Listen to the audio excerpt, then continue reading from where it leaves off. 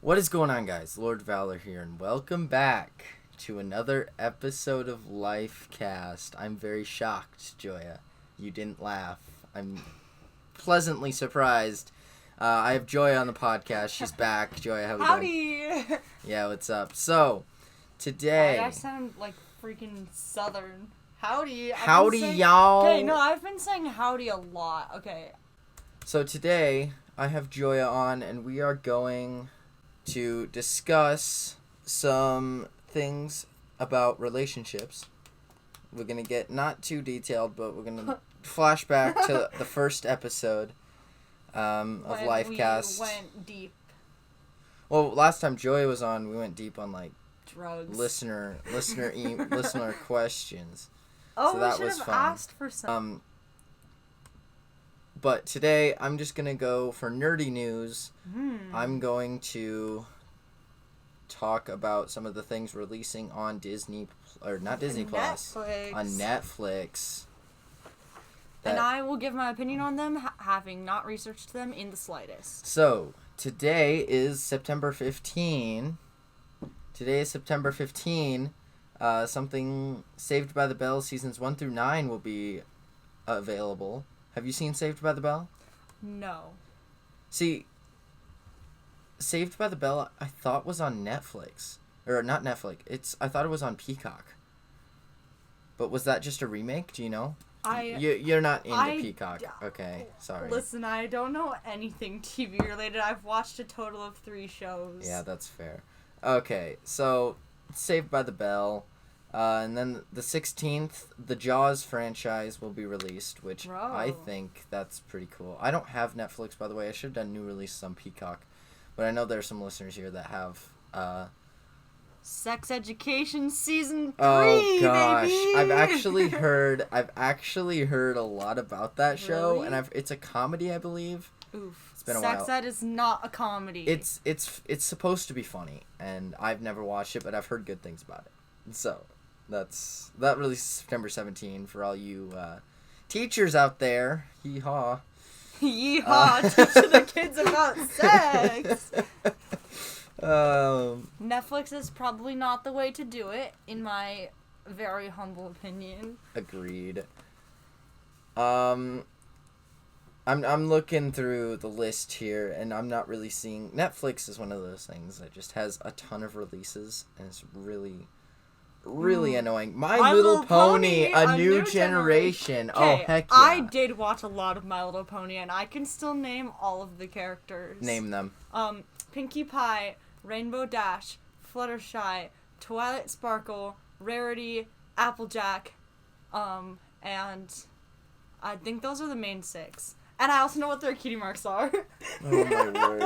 See, I know... Actually, some people surprised me and said, oh yeah, I've watched every season of My Little Pony, and it's actually good. And I just look at them. These are guys that say this to me. And I just look at them. They're called bronies. I just, the bronies? Yeah. Wait, actually? Yeah. That's so good. So, I can't judge it. I only watched My Little Pony Friendship is Magic, the movie. But I still know this theme song. You still know the theme song, huh? My Little Pony, I used to wonder what friendship could be. My Little Pony, until you all shared its magic with me. Da-da-da-da, you're gonna get me copyrighted. I'm kidding. So faithful and strong, sharing kindness is easy feat. Magic makes us all complete. So My Little Pony, da-da-da, my very best friends. Very nice. Sorry, I forgot some of the words. So, that's all that I could really find on for Netflix that was really worth mentioning. In my opinion, obviously, you guys probably will know more about it than I do. So now I'm going to look at some releases on Peacock. Some worthy of note ones that have already released. American Pie. Have you seen those? Those are really inappropriate, aren't they? I have not seen them. I only know the song. Oh, there's a song? It's like a classic. I've never heard the song. We're playing it. I'm gonna get you copyrighted. You're gonna get again. me copyrighted again. The Croods will be has released already. The Da Vinci Code. E.T. Eat the Extraterrestrial. Yep. Oh. There's a lot of good things on Peacock. The Help. Oh yeah, I've seen that before. It's really good. Yeah, I haven't. That's a book too, right? Yeah, Yeah. That's like the one thing where I saw the movie, but I didn't read the book. Yeah, I haven't read the book either. That movie made me cry. But that's not really a big feat because I cry at a lot of movies. Ooh, so there's some good things releasing today on Peacock. So The Invisible Man, the 1993 version. I've been going through the horror movies from like the 1900s. And I think The Invisible Man is a horror. I don't know. I just know The Invisible Man is a new horror movie, but the 1993 version is going to be really different. So that's going to be good. I'm going to definitely be checking that out. Men in Black and Men in Black 2. I've always wanted to see those. Are you familiar with that? I'm familiar with them, but I've never seen them. I've never seen them either. So if you're curious on what to start watching on Peacock, Men in Black is definitely something to... Phantom of the Opera, 1943. Phantom of the Opera, 1962. Werewolf in London. Stacked? No, Peacock slaps. Some of these things might be hid behind the paywall. But some of these things will be free on Peacock. The Voice Season 21 will be available September 21 if you're really into that. New Amsterdam Season 4 the next day, the 22nd. All Chicago Fire, Chicago Med, Chicago PD will have, I'm assuming, new episodes or the new seasons available on September 23. So if you're into those. Law and Order, September 24. Despicable Me will be available September 25. That might be behind a paywall, but if it's not, I'll definitely be checking that out because Despicable Me is a classic. Flashback to 2016. Right? Oh, man. Despicable Me. Every single person was a minion for Halloween. Yep. I have a direction this podcast can take. Underrated Halloween costumes, since Halloween is coming up. Okay, yeah, we can talk about Halloween costumes as well. Yeah. We'll talk about that right after this. Curious George, Cape Ahoy, which is a Peacock original. Oh. See, Curious George. Have you ever seen like the PBS version, like those seasons? I think so. Yeah, those slap. Yes. I don't know where I can watch those. On Peacock now. Well, I don't know. I think so actually. Let me look this up a second. Let's go to my Peacock page and let's see if we can actually watch Curious George. We're about to see what Jonah watches on Peacock. Oh yeah, I have a lot of interesting things on Peacock that I watch actually. Psych, which if you have not seen, you should be watching right now. Monk is very similar to Psych, so if you're into that. Paranormal Witnesses is something I'm watching. It's like people who have claimed to have seen paranormal things. And there's like 4 seasons of that. It's interesting. The Office, I've already gone through all the free seasons. Brooklyn Nine-Nine, I watched the first 3 free episodes. Parks and Rec, I've seen the first 2 seasons. I've kind of fallen off that show. But let's look up Curious. You're not even typing. Curious George. What do we got here? No, the Peacock original. The Peacock original. Oh, it's all. wow. It's the first seasons 1 through 9 are behind a paywall, unfortunately, but seasons 10 through 13 are not. I'm just curious. Yeah, so it looks like. Yeah, it looks like seasons. Yep, I've seen all of seasons 1 through 9 though. So seasons 1 through 9 are what air on PBS Kids, and so that's just my childhood right there. You're a true super fan. I really am. I love this show so freaking much. So that is all we have for nerdy news. So Joya, you just said you wanted to discuss some things concerning Halloween costumes. So what do you got? What are some underrated costumes? Underrated costumes. Salt and pepper with the girls. And this is how to do it. You take a plastic bowl and then you spray paint it and make like the little shaker hat. And then you can wear, I made my salt and pepper costume out of a trash bag and just cut holes in it. But I realized that it would be much easier to just buy an extra large t-shirt and then write on it with Sharpie. Another pretty good, like... I'm just hearing a lot of salty jokes that would come up if someone dressed as salt and pepper. The problem was I was salty because my friend who was going to be peppered with me wasn't allowed to anymore. So then I had to be salt by myself, and the entire time everyone was like, haha, where's your pepper? And I was like, she can't come. So I was salt alone. Wow. It was a friend and or couple costume that just had no partner. Another good one, you could be crayons. Pretty fun. And then So yeah, dress up as crayons. That would be if you want sexy group Halloween costume. Dear Again, Lord. for the girls. You can all be fairies. Alright, if you want some sexy boy costumes, y'all can wear Speedos. The best thing to do with that is to get some Olympic gold medals and you can be the synchronized swimming team. Oh, yeah. Just have a Yeah. bunch of boys put on Yeah. Speedos and then get, like, some medals. That's actually Yeah. a really good idea. I don't know. Alright, if you're my friend and you're listening to this, that's what we're doing for Halloween. We're gonna walk around campus in Speedos with our, If you're my friend and you're listening to this, don't do that because I don't want to see it. Okay, if you guys are allowed to dress up as sexy fairies, we can dress up as sexy swimmers. Okay, I'll be a sexy fairy and you can be a sexy swimmer. Why does sexy swimmer sound so bad? Little just like zzz. Alright, so is there any other costumes you want to recommend? I saw a video once of a couple costume where you could be a plug and socket.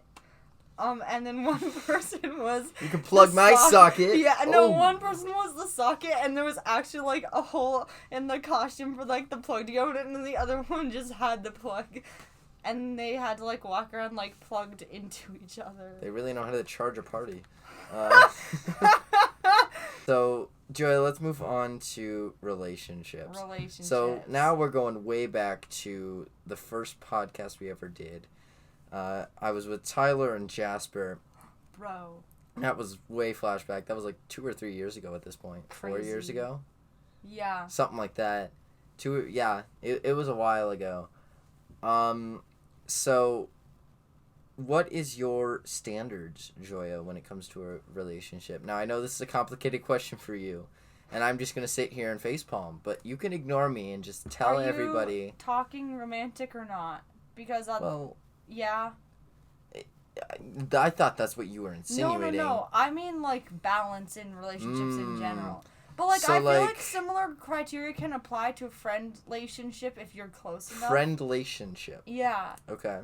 If you're close enough with that person. But basically, like, the top criteria that I would have is, like, compassion and, like, honesty or transparency. I guess, like, you kind of use those words interchangeably. And just, like, effort. And, like, if you're in a friend relationship with someone and they're not putting in, like, the effort, then, like, that's not something that's worth continuing. If you feel like you're constantly, like, chasing after someone and trying to hang out with them, be it, like, romantic or not, and, like, they're never reciprocating that, then you're wasting your energy. And, like, this summer, actually, yeah, I will share this with minimal details.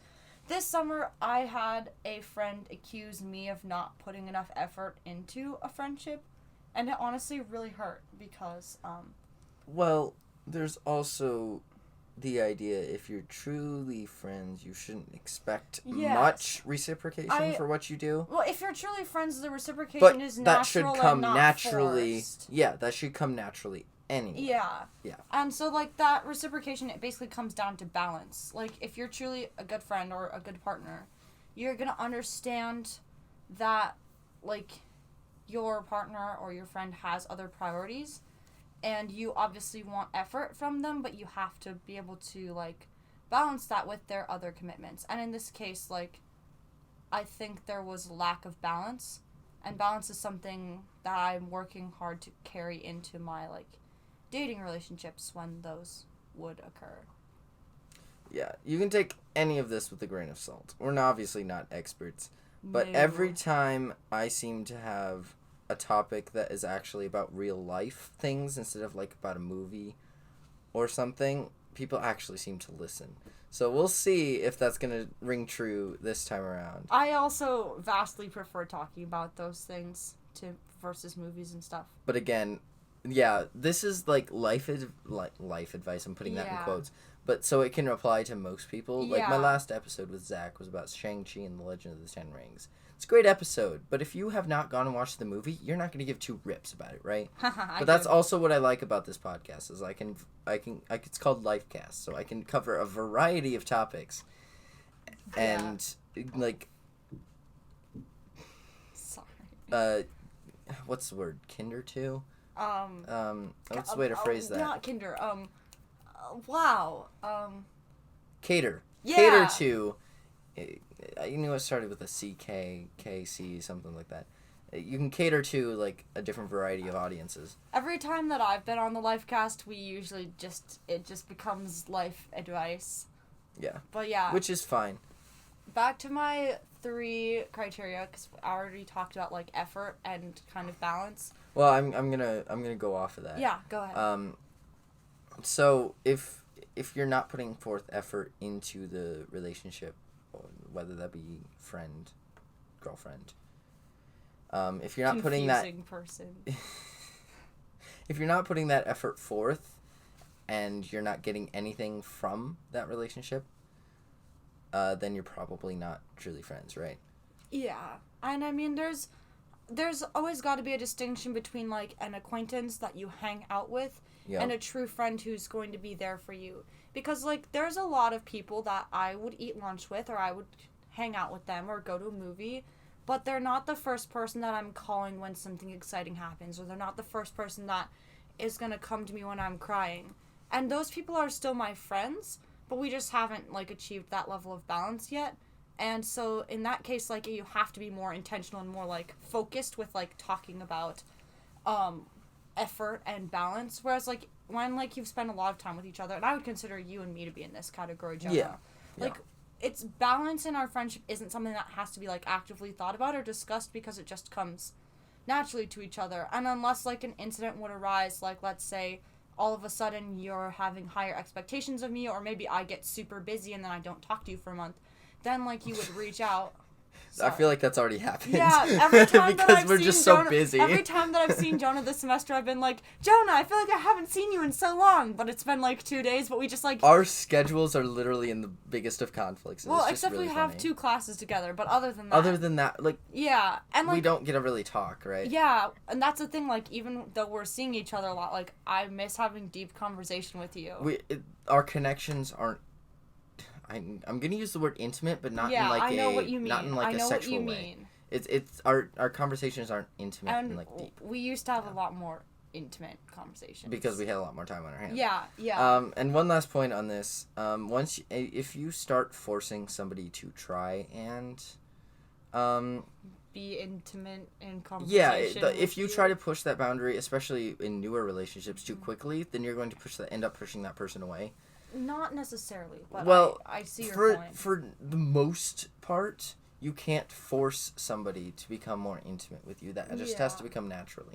I'm not saying it's not possible to. I'm just saying that seems most times that's manipulative, first of all. A little bit. And second of all, you're just going to end up pushing that person away, because if they're not ready for that, they're going to become uncomfortable. I have a little bit of a differing opinion. Intimacy in relationships is something that, like, I seek a lot. And actually, like, I tend to get kind of frustrated if, like, I feel like my relationships aren't as intimate as I'd want them to be. Because for me, like, one of my main personality traits is, like, getting to know people and breaking the ice. And once that ice is broken, like, the only direction you can really go is, like, super deep. And so I don't really thrive in shallow friendships.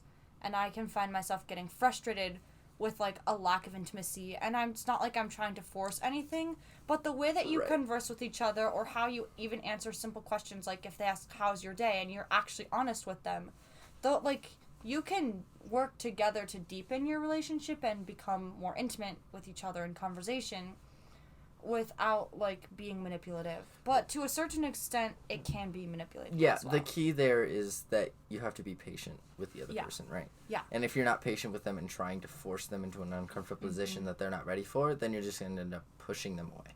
Yes. So what's your second criteria? You said intimacy. Yeah, well, but in not like a sexual I've way. already kind of changed up all my wording, but compassion is a really, really important one for me. And that just, like, compassion, it applies to, like, every single thing in my mind. But by compassion, I don't just mean, like, kindness or caring or friendly, which are some words that I feel like people use in place of compassion. But in compassion, I mean, like, a deep-rooted caring and a Christian caring for other people and for yourself. If you're not compassionate towards yourself, for example, like, I'm friends with some people who have a very negative pattern of self-talk, and it's hard for them to show themselves compassion. I think that's important too, because if you're not able to be compassionate with yourself, you don't have anything left to spill over into other people, because all of your energy is still, like, being directed towards you. And so I love to, like, walk alongside people and help them grow, but I think that I would struggle to be really intimate with someone when they aren't compassionate towards themselves. I'm going to push back a little bit. Yeah. Because I know there are some people who are, like, very hard on themselves, but, like, very easily to forgive other people. Yes. And I know people like that as well. And I think that just comes to they hold themselves to a high standard. And I'm very guilty of that, too. I hold myself to a higher standard, and I beat myself over littler things than I do if somebody else makes that same mistake, and if somebody else did that, right? I just hold myself to a higher standard sometimes. And that's not saying I hold other people to a lower standard. It's just... Holding yourself to a high standard isn't the same thing as being uncompassionate. In order to change the world, or change... What's the quote? There's a quote. In order to change the environment around you, you need to know how to change yourself first, right? Yes. So, like, it's not that you hold others to a lower standard. It's that you hold yourself to a higher standard because you know you can fix yourself, right? Yeah. In most cases. Having high standards for yourself is, in some cases, a very compassionate thing to do, because you're pushing yourself towards growth and achievement. The difficulty just comes when, like, you find it hard to be positive about anything, and every, like, situation you're just pulling out the negative things. And even, like, lack of compassion towards yourself could often be seen as playing the victim card, or like blaming other people. So if you're not taking responsibility for your actions, you're not being kind to yourself, because you're not actually, like, telling yourself the truth. And you're not being kind to others, just kind of pushing it on them that it's their fault, when really it was probably, you know. Yeah. Usually when we think of truth, like, we tend to think of something, like, outside ourselves, of, like, things that can be verified by, like, facts. But I think, like, the way that you talk to yourself, like, you can lie to yourself without ever saying any words out loud. And that is, like, where a lot of misinformation begins. And I think, like, for me, I've seen that happening when people, they played the victim card. They have this negative mentality. They are unable to be compassionate and loving to themselves or others. And they begin feeding themselves lies. And it's really hard to decipher that, because obviously, like, you're not going to realize that that's happening. Yeah. I agree. So what is your third, and you said you had three, Yeah, right? but I already forgot what I said for my third one. But I know that the main two were, like, compassion and, like, balance / intimacy. So those would be, like, the main two. I don't know. I think, like, that kind of covers it. Yeah, those are broad enough that they cover a lot of things, but also specific enough that they don't cover everything. I agree. I mean, there's a lot of other things that, like, I would look for in a relationship, like shared interests, perhaps, or, like, some sort of, like, common ground. But I don't think that you necessarily have to have those. I was going to say, those are nice to find points of connection, but I don't think it's absolutely necessary. Like, for example, I'm into video games, you're into dancing.